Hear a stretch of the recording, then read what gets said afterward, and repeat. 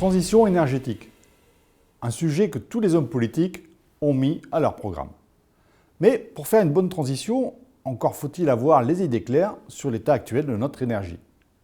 Ce sont les hydrocarbures qui sont les premiers cités par Christian Girondeau lors d'un petit déjeuner organisé par la Fondation Concorde sur ce thème de la transition énergétique.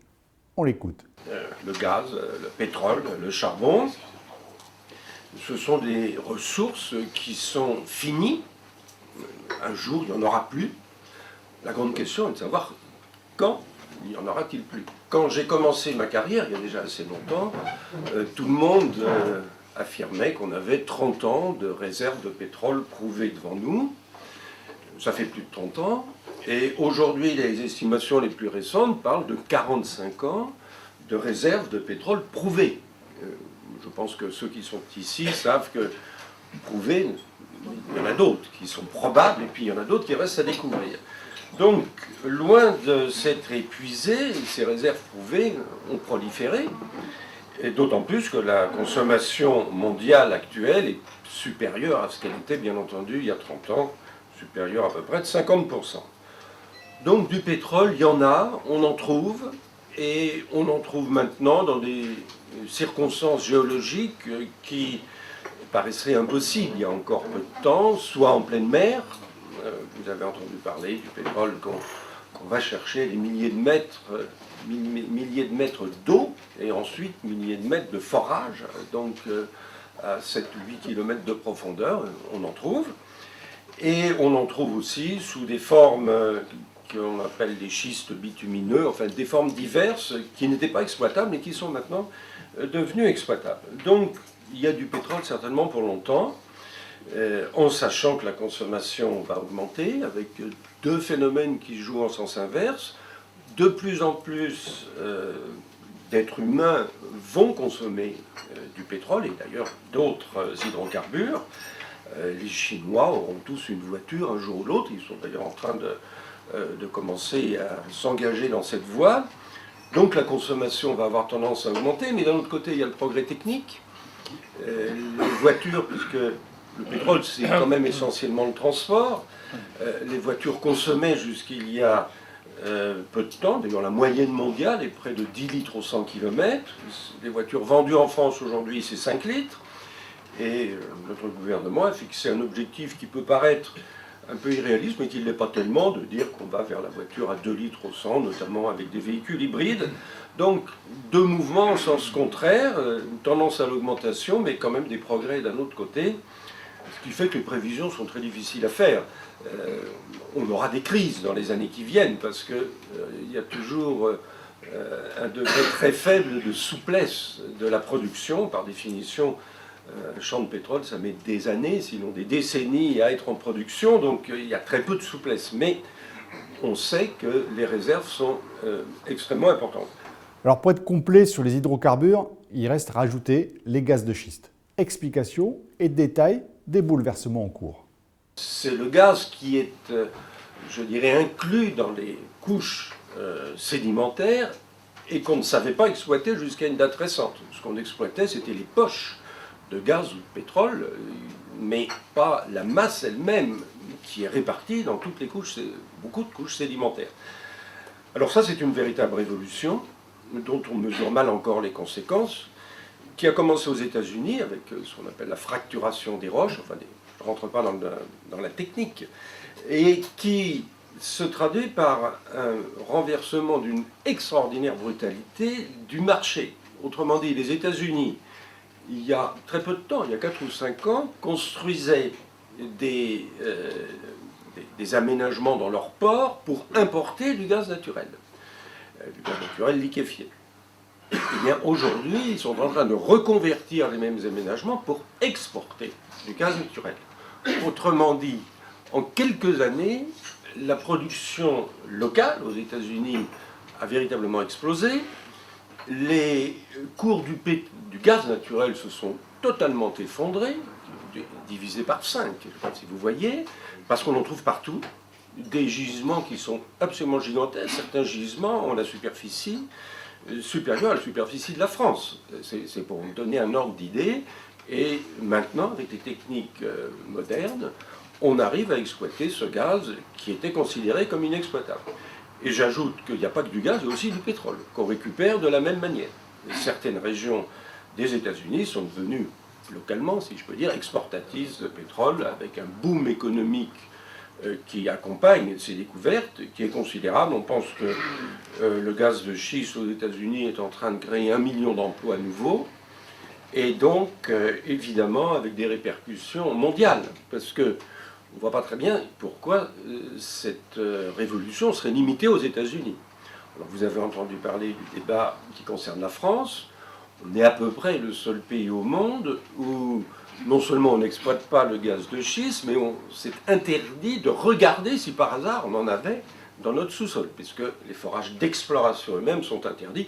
Je dis tout de suite que c'est une décision du gouvernement précédent, confirmée pour l'instant par le gouvernement actuel, encore qu'au sein du gouvernement actuel, il y a quelques voix discordantes, parce qu'on se dit que par hasard, si on en avait chez nous, ce ne serait pas nécessairement très mauvais, ni pour l'économie, ni pour notre balance commerciale. On importe quand même 10 milliards d'euros par an de gaz naturel.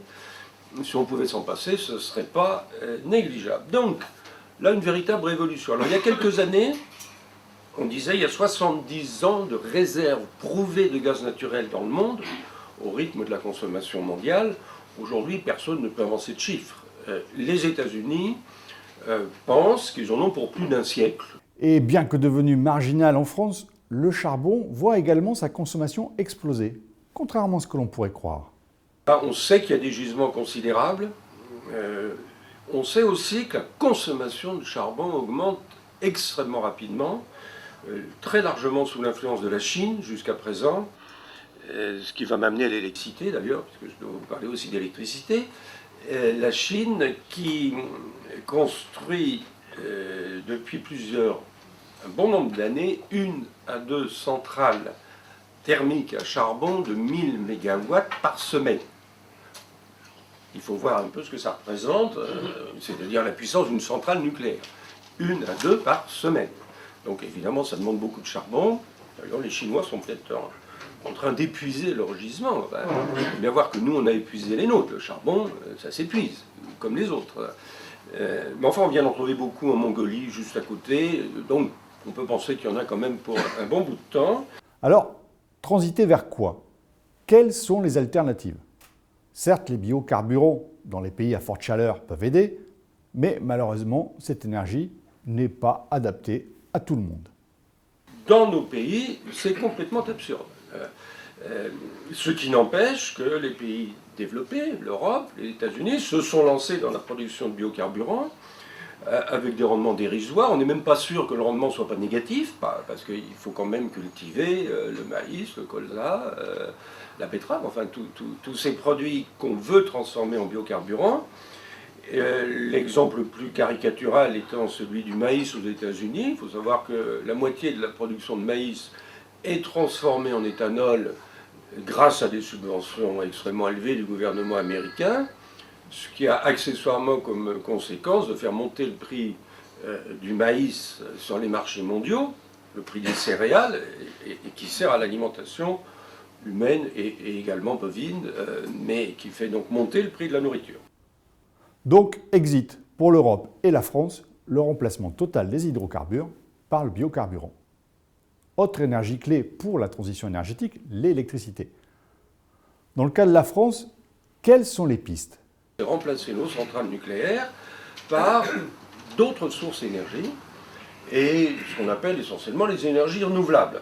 Alors les énergies renouvelables, qu'est-ce que c'est? Essentiellement, c'est l'éolien ou le solaire. Et c'est ce que vous voyez partout, et c'est l'éolien et le solaire qui sont proposés pour se substituer à l'électricité actuellement produite par une partie, en tout cas, des centrales nucléaires. Alors là, on a vraiment un péché contre l'esprit. Pourquoi? D'abord parce que c'est beaucoup plus cher, bien entendu, que l'électricité fournie par les centrales nucléaires. Comme elles sont amorties, nos centrales, j'indique accessoirement que nous produisons en France beaucoup plus d'électricité que ce dont nous avons besoin. Nous sommes le premier exportateur mondial d'électricité grâce à l'efficacité de nos centrales et grâce au fait que certains d'entre nous ici le savent, notre parc a été très largement dimensionné il y a 30 ans. Quand je dis très largement, vous voyez ce que je veux dire, on en a vraiment construit beaucoup de centrales. Donc aujourd'hui, on exporte beaucoup d'électricité, c'est une source de revenus d'ailleurs, non négligeable pour notre balance commerciale. Donc ces centrales sont amorties depuis le temps et produisent une électricité extrêmement bon marché. Celle qui est produite par les sources alternatives, c'est 3 fois, 5 fois, 10 fois plus cher. Et ces sources alternatives ne peuvent fonctionner que parce qu'elles bénéficient de tarifs de rachat imposés par les gouvernements successifs à EDF, qui n'ont aucun rapport avec le prix de revient de l'électricité fournie par les centrales nucléaires ou par les centrales hydrauliques ou même par les centrales thermiques classiques. Donc c'est beaucoup plus cher. Mais quand je dis beaucoup plus cher, les dernières évaluations de la Cour des comptes, qui sont parfaitement cohérentes avec ce qu'on sait par ailleurs, montrent que dans 2 ans, le surcoût pour le consommateur français de ce qui est déjà engagé est de 6,5 milliards d'euros par an. Et j'entendais ce matin que le médiateur de la République commençait à être inondé de demandes de gens qui ne pouvaient plus payer leurs factures d'électricité à cause du renchérissement, ce qu'on appelle la précarité énergétique. C'est quelque chose qui va se développer, 6,5 milliards d'euros et on n'en est qu'au début. Donc c'est quelque chose de véritablement absolument énorme, ce qui ne correspond à aucun besoin, puisque je rappelle, pour donner un ordre de grandeur, l'année dernière, nous avons importé de l'électricité pendant 4 jours au niveau national. Ça veut dire que nous en avons exporté pendant 361, qui montre à quel point nous sommes, il y a quelques jours, quelques heures de grand froid, où nous sommes obligés d'importer l'électricité.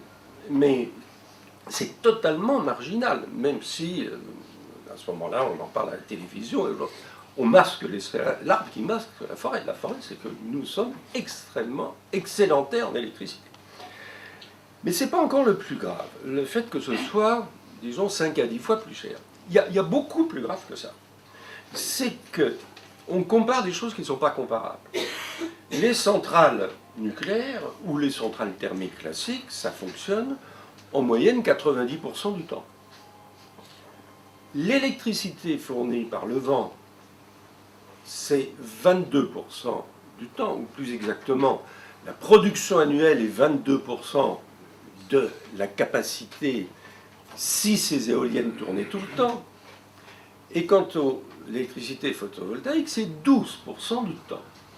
Ça veut dire que l'essentiel du temps, il n'y a pas suffisamment de vent et il n'y a pas suffisamment de soleil. Bon, la nuit, il n'y en a pas, ça c'est clair. Mais en hiver, quand le soleil est très bas sur l'horizon, bah, les cellules photovoltaïques, ça ne produit presque rien.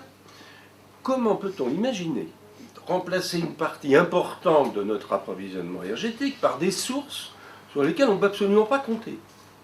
Est-ce qu'on va arrêter les usines? Est-ce qu'on va éteindre toutes les lumières et vivre à la chandelle?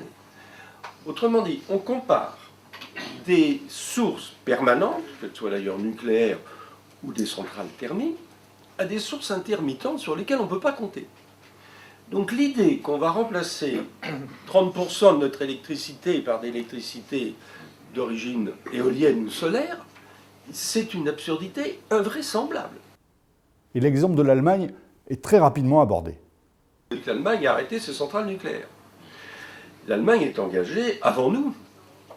Nos amis allemands ne sont pas connus pour être très cartésiens dans la transition énergétique. Donc, ils ont déjà construit quelque chose qui leur coûte 1 milliard d'euros par an de panneaux solaires. Bon, très accessoirement. Et ils ont décidé de faire aussi des éoliennes. Alors, ils ont un petit problème, c'est que les éoliennes, ils vont les faire en mer, parce que personne n'en veut chez soi, en mer du Nord, et que les principales demandes d'énergie sont dans le sud de l'Allemagne. Et il faut donc construire des lignes à haute tension entre le nord et le sud. Dans un pays où on connaît la sensibilité écologique, c'est pas demain qu'elles sont construites. Donc ils risquent d'avoir des centrales qui vont tourner de temps en temps, 22% du temps, peut-être un peu plus en mer du Nord, peut-être 25%. Mais pour amener l'électricité dans le sud, ils ne savent pas comment ils font. Alors en réalité, que font les Allemands? Ils sont en train de construire une trentaine de centrales à charbon. Parce que, bien entendu, on ne va pas arrêter les usines de Volkswagen ou les usines de BMW ou toute autre usine quand il n'y aura pas de vent, quand il n'y aura pas de soleil. Alors certes, ce sont des arguments que l'on a déjà entendus, souvent associés à la problématique du climat. Mais là, c'est un sujet sur lequel il ne faut pas lancer Christian Girondeau. Ces arguments arrivent immédiatement, notamment sur le CO2 et la vision qui nous en est donnée par le GIEC. Le GIEC, et quand vous voyez ce que ça veut dire, groupe intergouvernemental des experts du climat. Simplement, le titre est faux.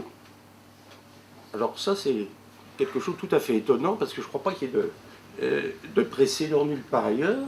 Le titre, en anglais, le vrai, parce que ça a été écrit en anglais, c'est Intergovernmental Panel on Climate Change. Où est l'erreur? Il n'y a pas le mot expert. Parce que ce n'est pas des experts. Ce sont intergovernmental. C'est les représentants des gouvernements. Donc, le titre français est un mensonge à lui tout seul. C'est absolument extraordinaire. Et quelqu'un qui a réussi à introduire le mot expert, alors qu'il n'existe pas dans le titre anglais, Panel, Intergovernmental Panel on Climate Change, il n'y a pas le mot expert. Et quand vous regardez le bureau de cet organisme, il y a un bureau de 30 personnes, il y a peut-être 2 ou 3 climatologues sur les 30. Le président, c'est un Indien, ingénieur des chemins de fer, rien contre les ingénieurs des chemins de fer, mais qui n'a aucune connaissance en climatologie, qui a ensuite, alors ensuite, il y a une répartition géographique. Donc, il a comme adjoint, alors, il y a un Belge qui, lui, dit qu'il est expert, donc il y a peut-être un Belge qui est expert, mais à côté de ça, il y a quelqu'un, alors je dis un peu au hasard, mais qui doit être un Soudanais, un autre du Zimbabwe, enfin, tout continue comme ça, et vous apercevez que ces gens-là n'y connaissent rigoureusement rien au climat.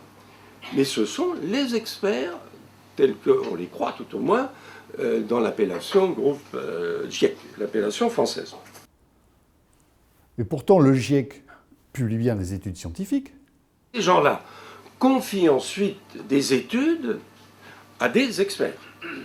Et c'est notamment une de ces études que je décris dans mon livre, parce qu'elle est quand même extraordinaire, qui a été publiée l'année dernière et qui dit que 80% de l'énergie de la planète pourra être fournie par des énergies renouvelables en 2050. Alors, évidemment, ça n'a aucun sens. Les énergies renouvelables, tout au moins celles qui sont éoliennes et photovoltaïques, ça fournit 1 ou 2% de l'énergie aujourd'hui au niveau mondial. Que ça puisse passer à 80%, ça n'a aucun sens. Et ce qui est très intéressant, c'est que ce rapport est co-signé par 1150 personnes. Il y a 1150 auteurs avec la liste des noms. Alors, comment est-ce que plus de 1000 personnes ont pu valider, cautionner quelque chose qui n'a aucun sens? Personne, bien entendu, les prévisions de l'Agence internationale de l'énergie, enfin, toutes les sources vous disent que les énergies renouvelables, tout au moins celles-là, ça sera peut-être passé à 3%, mais 80%, évidemment pas. Alors c'est très intéressant parce qu'on voit le mécanisme. Le mécanisme consiste à consulter des gens dans leur spécialité. Autrement dit, sur les 1100 personnes, il n'y a pratiquement pas de climatologues, mais il y a des spécialistes de l'énergie hydraulique, des barrages, des spécialistes du photovoltaïque, des spécialistes des transports, enfin tout ce qu'on veut, mais chacun est consulté sur sa spécialité. Puis on additionne tout ça et on tire des conclusions. Et les conclusions, c'est celles que je viens de vous dire, cautionnées par le président, l'ingénieur du chemin de fer, M. Pachauri, qui fait des grandes déclarations en disant que les énergies renouvelables, ça pourrait être 80% de l'approvisionnement de la planète. Et en réalité, il y a une manipulation extraordinaire. Alors, on se dit, mais comment est-ce que c'est possible? Et puis, quand on regarde le rapport, on dit, mais on a examiné beaucoup de scénarios. Alors, il y a un scénario sur des dizaines et des dizaines qui dit 78% pourront être fournis par les énergies renouvelables. On ne sait pas quelles sont les bases du scénario, tout ça est parfaitement hypothétique, mais on sait quel est l'auteur. parce que là, c'est assez facile à voir. L'auteur, c'est un Allemand, qui s'appelle le docteur Sven Teske. Bon, voilà, c'est public, vous allez sur Internet, vous trouvez le nom de l'auteur. Et cet auteur, il ne cache pas ce qu'il fait. Cet auteur, c'est le représentant international de Greenpeace. Donc, l'auteur du seul scénario qui ne repose sur rien, qui vous dit que près de 80% des énergies renouvelables de la planète, enfin des énergies de la planète pourront être fournies par les énergies renouvelables, c'est le représentant de Greenpeace, dont on sait par ailleurs qu'il est également représentant et payé pour de l'industrie photovoltaïque allemande. Fermez le bon. Comme vous pouvez le noter, la transition énergétique a encore du chemin à faire. Ce sera long et le débat restera ouvert sur smartcities.tv.